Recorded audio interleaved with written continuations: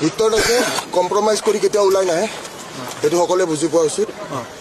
Second কথা, জুবিন দাৰ যিটো ন্যায় লেহেমীয়া হৈছে বোলে, মই নাই বোলে, আকৌ আৰম্ভ হ'ব। ফাষ্ট ট্ৰেক কোৰ্ট হ'ব লাগে।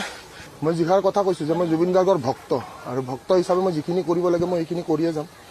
আৰু মহামান্য আদালতক ধন্যবাদ জনাইছোঁ যে মহামান্য আদালতে মোক মই যে কৈছিলোঁ যে মই ৰাষ্ট্ৰদ্ৰোহী নহয় সেইটো প্ৰমাণিত কৰি দিছে।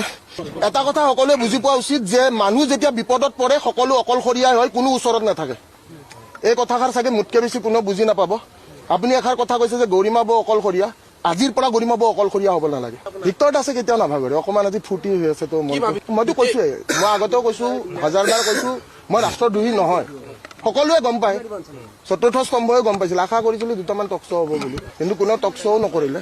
বাৰু একো নাই, কিন্তু মই মোৰ নিজৰ স্থিতিত মই সদায় যিটো কওঁ যে মই ভাগৰি নপৰোঁ। মই এটা বস্তু আমি সদায় দেখিছোঁ, মই এইটো প্ৰথমবাৰ নহয় ভিক্টৰ দাস যে সত্যৰ জয় হ'ব, অকণমান টাইম লাগে, সেইখিনি সময়টো ল'বই লাগিব।